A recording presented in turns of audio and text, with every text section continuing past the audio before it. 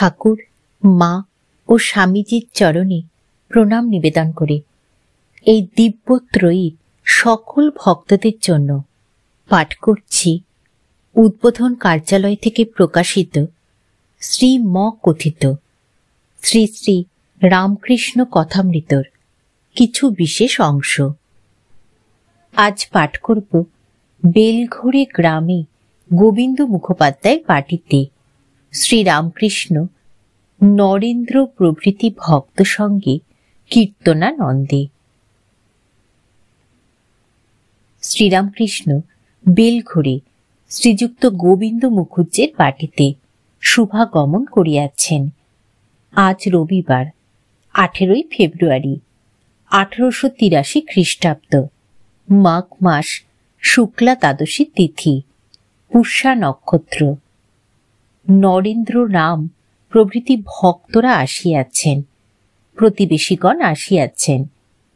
7টা-8টার সময় প্রথমেই ঠাকুর নরেন্দ্রাদি সঙ্গে সংকীর্তনে নৃত্য করিয়াছিলেন। কীর্তনান্তে সকলেই উপবেশন করিলেন। অনেকেই ঠাকুরকে প্রণাম করিতেছেন। ঠাকুর মাঝে মাঝে বলিতেছেন, ঈশ্বরকে প্রণাম করো। আবার বলিতেছেন, তিনি সব হয়ে রয়েছেন, তবে এক এক জায়গায় বেশি প্রকাশ, যেমন সাধুতে।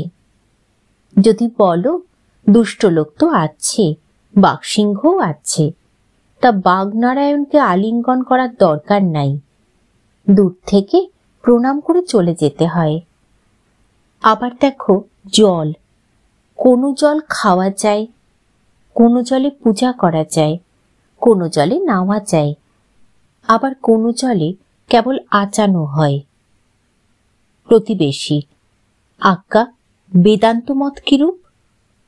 শ্রীরামকৃষ্ণ, বেদান্তবাদীরা বলে সোহম, ব্রহ্ম সত্য, জগৎ মিথ্যা, আমিও মিথ্যা, কেবল সেই পরব্রহ্মই আছেন, কিন্তু আমি তো যাই না, তাই আমি তার দাস, আমি তার সন্তান, আমি তার ভক্ত, এ অভিমান খুব ভালো। কলিযুগে ভক্তিযোগী ভালো, ভক্তি দ্বারাও তাকে পাওয়া যায়।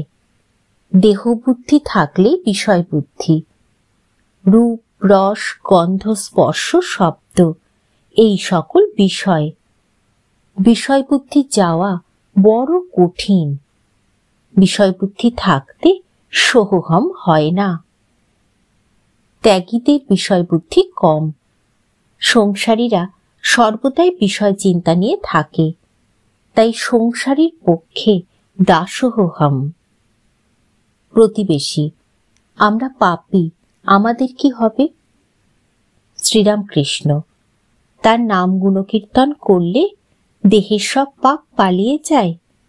দেহ বৃক্ষে, পাপ পাখি, তার নাম কীর্তন যেন হাততালি দেওয়া। হাততালি দিলে যেমন বৃক্ষের উপরের পাখি সব পালায়, তেমনি সব পাপ তার নাম গুণকীর্তনে চলে যায়। আবার দেখো মেঠো পুকুরের জল সূর্যের তাপে আপনা আপনি শুকিয়ে যায়, তেমনি তার নাম গুণকীর্তনে পাপ পুষ্করিণীর জল আপনা আপনি শুকিয়ে যায়। রোজ অভ্যাস করতে হয়। সার্কাসে দেখে এলাম ঘোড়া দৌড়ুচ্ছে, তার উপর বিবি এক পায়ে দাঁড়িয়ে রয়েছে। কত অভ্যাসে ওইটি হয়েছে। আর তাকে দেখবার জন্য অন্তত একবার করে কাঁদো। এই দুটি উপায়, অভ্যাস আর অনুরাগ, অর্থাৎ তাকে দেখবার জন্য ব্যাকুলতা। বৈঠকখানা বাড়ির দোতলা ঘরের বারান্দায় ঠাকুর ভক্ত সঙ্গে প্রসাদ পাইতেছেন। বেলা 1টা হইয়াছে। সেবা সমাপ্ত হইতে না হইতে নিচে প্রাঙ্গণে একটি ভক্ত গান ধরিলেন। জাগো জাগো জননী, মূলাধারে নিদ্রাগত, কত দিন গত হল কুলকুণ্ডলিনী।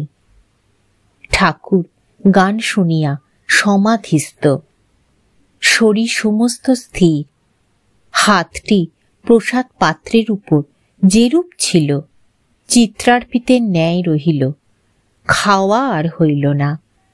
অনেকক্ষণ পরে ভাবের কিঞ্চিত উপশম হইলে বলিতেছেন, আমি নিচে যাব, আমি নিচে যাব।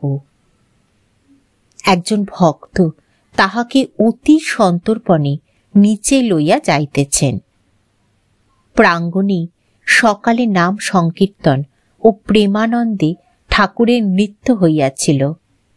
এখনো শতরঞ্চি ও আসন পাতা রহিয়াছে।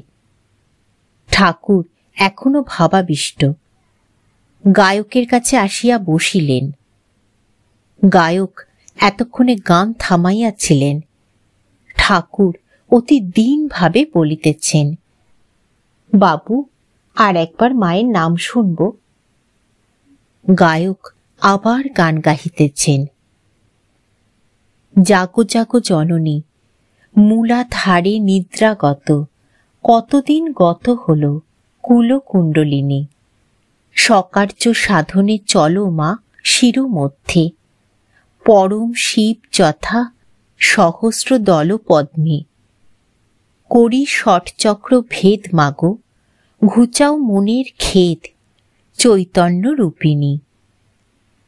গান শুনিতে শুনিতে ঠাকুর আবার ভাবাবিষ্ট।